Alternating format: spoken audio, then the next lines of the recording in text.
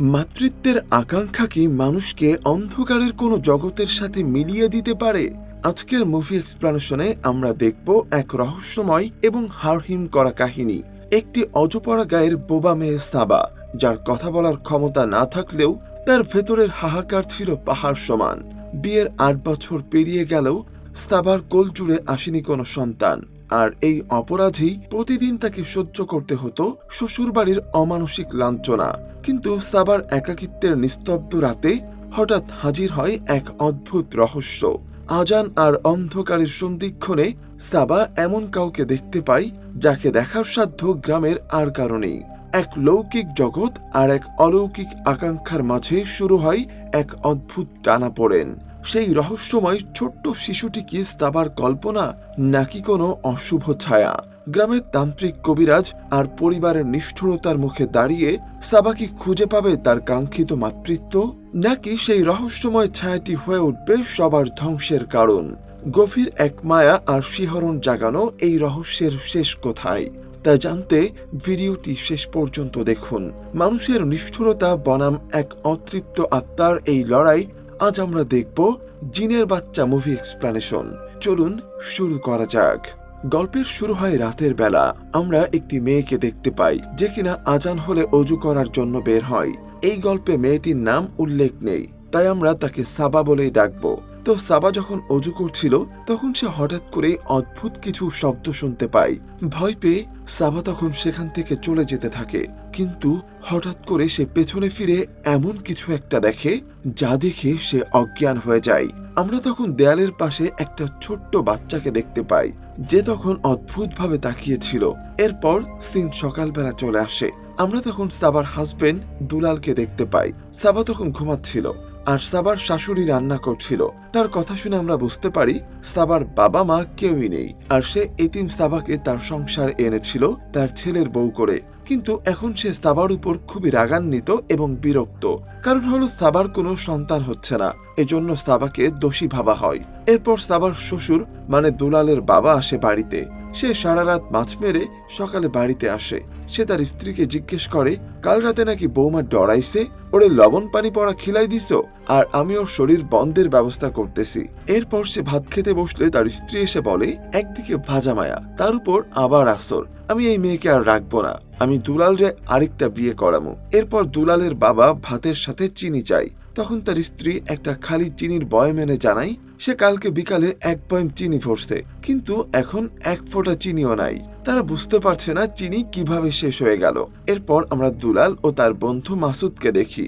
দুলাল মূলত বিদেশ চলে যাবে, আর তাই সে মাসুদকে নিয়ে এসেছে কিছু প্রয়োজনীয় ছবি তুলতে। এরপর তারা ঘুরতে বের হলে মাসুদ দুলালকে বলে, গতবার তো শ্বশুর বাড়ির টাকা নিয়ে গেছিলি, এবার কেমনে যাবি? মাসুদ আরো বলে, একবার তোর বউটারে ট্রাই করতে দে, দেখি সমস্যা জমিনে নাকি পিচে। দুলালও নির্লজ্জের মতো বলতে থাকে, আমি তো ওরে ছায়রাই দিমু, তারপর ট্রাই করিস। দুজনে মিলে সাবাকে নিয়ে মজা করতে থাকে। মাসুদ বলে, তোর বউ যদি সত্যি বাঞ্জা হয়ে থাকে কাজটা কিন্তু খারাপ হয় নাই, কারণ তোর সন্তান হলেও তো তোর বইয়ের মতোই তো সাইলেন্ট টিভি হইতো। এখান থেকে আমরা জানতে পারি সাবা কথা বলতে পারে না, সে বোবা। তখন তারা দুজনে সাবাকে নিয়ে হাসি ঠাট্টায় মেতে ওঠে। এদিকে আমরা সাবাকে দেখি সে গোসল করে খাবার নিয়ে আসে। সাবা নিজেও তার সন্তান না হওয়ার কষ্ট বুঝতে পারে। সে যখন খাবার খাচ্ছিল তখন সে আবারও সেই অদ্ভুত ভয়ঙ্কর শব্দ শুনতে পেয়ে চমকে যায়। পাশে তাকিয়ে দেখে সেই ছোট্ট ছেলেটি তার দিকে আসছে। ছেলেটির গায়ে কোনো জামা নেই দেখেই সাবা ভয় পেয়ে যায়। ঠিক তখনই সেখানে সাবার এক ননদ আসে, আর সাবা তাকে ভয়ে জড়িয়ে ধরে আর হাতের ইশারা করে সেই ছেলেটির দিকে দেখাতে থাকে। কিন্তু তখন সেখানে কেউই ছিল না। রাতে যখন সাবা নামাজ পড়ে সালাম ফেরাচ্ছিল তখন সে জানালার পাশে আবারও সেই অদ্ভুত ছেলেটিকে দেখতে পায়। ছেলেটি তার দিকে তাকিয়ে অদ্ভুতভাবে হাসছিল। এরপর দুলাল বাড়িতে ফিরে আর সে সাবাকে বলে, ডিসিশন ফাইনাল, তোর মতো অচল মালের সাথে আর থাকতেছে না। সে এরপর একটা সিগারেট ধরায় আর সাবাকে ডাকতে থাকে। সাবা নামাজ শেষ করে এসে তাকে ইশারায় বোঝানোর চেষ্টা করে যে একটা ছোট্ট ছেলে তার দিকে তাকিয়ে হাসে। এবং সে ছেলেটিকে তার আশেপাশেই দেখতে পায়, কিন্তু দুলাল তার কোনো কথাই বুঝতে পারে না। সে বলে, 8 বছরের সংসারে তোর কথাই আমি বুঝতে পারলাম না। সে তখন সাবার সাথে জোর জবরদস্তি করে আর বলে, তোর মতো একটা অচলমাল রে মাইরা ফেলাইলে এই পৃথিবীর কিচ্ছু হবে না। ঠিক সেই সময় সাবা দুলালের পেছনে আবারও সেই ছেলেটিকে দেখতে পায় আর দুলালকে ধাক্কা দিয়ে সরিয়ে সে ওই বাচ্চা ছেলেটির পেছনে পেছনে যেতে থাকে, কিন্তু ছেলেটিকে আর পায় না। সে সারা রাত বাইরেই কাটায়।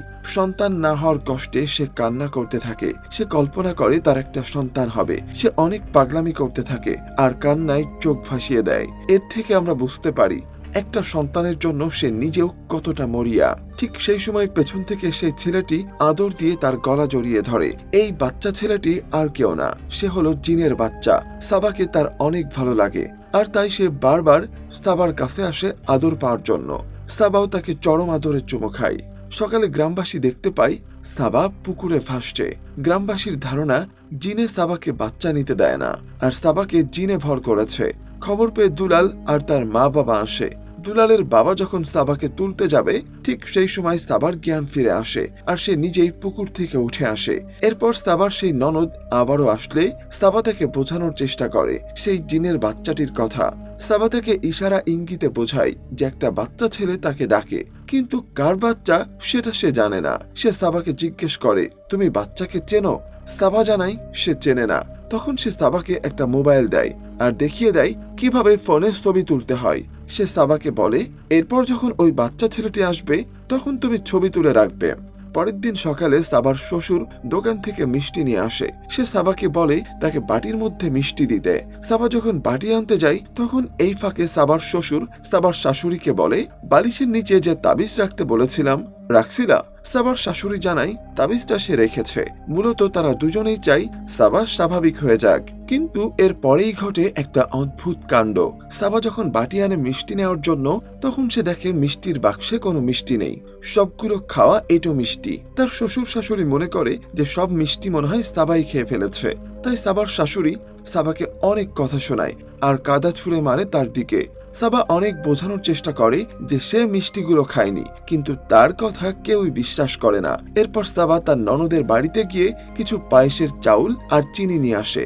এরপর সে পায়েস রান্না করে নিয়ে একটা বাঁশ ঝাড়ে আসে আর বাটিতে পায়েস রেখে এসে সে একটু দূরেই বসে থাকে। একটু পরেই সেই জিনের বাচ্চা এসে পায়েস খেতে থাকলে সাবা সেটা মোবাইলে ছবি তুলতে থাকে, কিন্তু হঠাৎ করে সেই বাচ্চা ছেলেটি এটা দেখে ফেলে আর জোরে চিৎকার করে ওঠে। সাবা তখন দৌড়ে গিয়ে বাচ্চা ছেলেটিকে কোলে তুলে আদর করে আর অদ্ভুতভাবে সেই মোবাইলটা তখন পুড়ে যায়। সাবার ননদও বুঝতে পারে না সাবার সাথে আসলে হচ্ছেটা কি। এদিকে দুলাল মাসুদের দালালের মাধ্যমে বিদেশ যাচ্ছে। তার ভিসাটা আজকে হয়ে গেছে। মাসুদ জানায় দুলালের বিদেশে গিয়ে কাজ হচ্ছে মেয়েদের পার্লারে। এটা শুনে তো দুলাল খুবই খুশি। সে ওই বিউটি পার্লারের মেয়ের নাম আর নাম্বার চায়। মাসুদ বলে এগুলো 1-2 ব্যাপার। রাতের বেলা মাসুদ দুলালকে হোয়াটসঅ্যাপে মেয়েটির নাম্বার দেয়। দুলাল তখন মেয়েটিকে কল করে আর বলে, আমার ব্যাপারে মাসুদ তোমার কিছুই বলে নাই? সে নির্লজ্জের মতো প্রশ্ন করে, তুমি ভার্জিন তো? এটা শুনে মেয়েটি কল কেটে দেয় আর রিসিভ করে না। রুমে এসে দুলাল দেখে সাবা নামাজ পড়ছে আর পাশেই আগুনে জ্বলছে তার পাসপোর্ট। এটা দেখে তো সে খুবই রেগে যায়। সে ভাবে সাবাই হয়তো এই কাজ করেছে, তাই সে সাবাকে দা দিয়ে মারতে যায়। ঠিক তখনই পেছন থেকে এক অদৃশ্য শক্তি অর্থাৎ সেই জিনের বাচ্চাটি দুলালকে আটকায় আর তাকে প্যারালাইজ করে দেয়। আর আমরা দেখি জিনটি সাবার শরীরে ভর করছে। সকালবেলা দুলালের এমন অবস্থা দেখে সবাই কান্নাকাটি করে আর দুলালের বাবা মাসুদকে নিয়ে যায় কবিরাজের কাছে। সে বলে, জিনের বাচ্চা জিন, আজকে তোর একদিন কি আমার একদিন, তোরে শেষ না কইরা ভাতও খামো না। এরপর তারা কবিরাজকে আনতে যায় আর এদিকে সাবার কাছে সেই জিনের বাচ্চা আসে। সাবা তাকে অনেক আদর করে আর কোলে তুলে চুমু খায়। এরপর তারা কবিরাজকে নিয়ে আসে। সে বাড়িতে পা রেখেই বলে দেয় এই বাড়িতে একটা বাচ্চা জিন আছে। সে জানায় জিন ছাড়াতে 5,000 টাকা লাগবে। দুলালের বাবা বলে, বললেন তো বাচ্চা জিন, তাহলে টাকা এত বেশি লাগবে কেন? কবিরাজ বলে, বড় জিনরে একটা কথা বললে বুঝে মিয়া, কিন্তু বাচ্চা জিনরে বোঝাবো কেমনে? জিন সাইকোলজি বোঝো মিয়া। যাই হোক, এরপর সে জিন তাড়াতে কি কি লাগবে তার একটা লিস্ট দেয়। এদিকে আমরা দেখি সাবা বাচ্চা জিনকে চিনি খাওয়াচ্ছে। এর থেকে আমরা বুঝতে পারি এই বাচ্চা জিনটি সাবাদের বাড়িতে এসে বয়ম থেকে চিনি খেত। পরম মমতায় নিজের সন্তানের মতো কোলে নিয়ে সাবা বাচ্চা জিনকে চিনি খাইয়ে দেয়। এদিকে কবিরাজ তার কাজ শুরু করে দেয়। সাবা তখন বাচ্চা জিনকে চলে যেতে বলে। তার চোখে মুখে তখন কষ্টের ছাপ। তার মনে হয় সে তার সন্তানকে হারিয়ে ফেলছে। বাচ্চা জিনটি সেখান থেকে চলে যায় আর কবিরাজ ঘরে এসে সাবাকে টানতে টানতে বাইরে বের করে নিয়ে আসে। সাবার জিন ছাড়ানো দেখতে অনেক মানুষ ভিড় করে সেখানে। কবিরাজ সাবাকে মাথা নিচু করতে বলে। এরপর সে তার হাতে থাকা লাঠি দিয়ে মাটিতে দাগ টানে আর সাবা সেই দাগে নাকে ক্ষত দিয়ে সামনে আগাতে থাকে। কবিরাজ বাইরে একটা লাল কাপড় দিয়ে ঘর বানায়। সাবার শরীর থেকে জিন ছাড়াতে হলে তাকে ওই ঘরে বন্দি করতে হবে। কিন্তু ঘরের ঠিক কাছাকাছি এসে সাবা খপ করে কবিরাজের লাঠি কেড়ে নেয় আর অদ্ভুত ভাবে হাসতে থাকে আর সবাইকে পেটাতে থাকে। ঘর থেকে দুলাল আর তার মা এসব দেখছিল। সাবার ভয়ে কবিরাজ লুকিয়ে থাকলে সাবা ভয়ঙ্কর ভাবে হাসতে থাকে আর বুঝতে পারে সাবার শরীরে বাচ্চা জিনটি ভর করছে। কবিরাজ সবাইকে বলে সাবাকে ধরতে। সে বলে সবাই ওকে ধরো, একটা বদজিন ওরে কবজা করে ফেলছে। ঠিক সেই সময় পেছন থেকে দুলালের মা এসে তাকে আঘাত করে মাটিতে ফেলে দেয় আর তখন সবাই এসে সাবাকে লাথি মারতে থাকে, কারণ তাদের ধারণা তারা জিন মারছে। সাবার সেই ননদ এসে প্রতিরোধ গড়ে তুললেও লাভ হয় না। সবাই বেধড়ক ভাবে তাকে মারতে থাকে। তখন দুলালের বাবা এসে বলে ওরে পুরাই দিমু। এরপর তারা সাবার গায়ে পেট্রোল ঢালে। সাবা তখন তাকিয়ে সবাইকে এক নজর দেখে।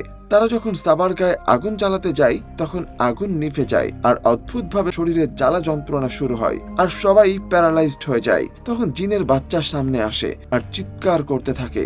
সবাই পাগলের মতো করতে থাকে আর নাক মুখে রক্ত উঠে সবাই মারা যায়। এরপর বাচ্চা জিনটি সাবার কাছে আসে আর তাকে চুমু খায়। এবার আর তাদেরকে কেউই আলাদা করতে পারবে না। চারিদিকে সবার নিথর দেহ আর তাদের মাঝখান থেকে হেঁটে বেরিয়ে যাচ্ছে বাচ্চা জিনটি সাবাকে নিয়ে। আর এভাবেই শেষ হয়ে যায় এই মুভিটি। তো এই ছিল জিনের বাচ্চা ওয়েব ফিল্মটির সম্পূর্ণ এক্সপ্লানেশন। পুরো ওয়েব ফিল্মটির কাহিনী আপনাদের কাছে কেমন লাগলো সেটা কিন্তু অবশ্যই কমেন্টে জানাবেন। আর চ্যানেলে নতুন হয়ে থাকলে সাবস্ক্রাইব করে রাখবেন। ধন্যবাদ।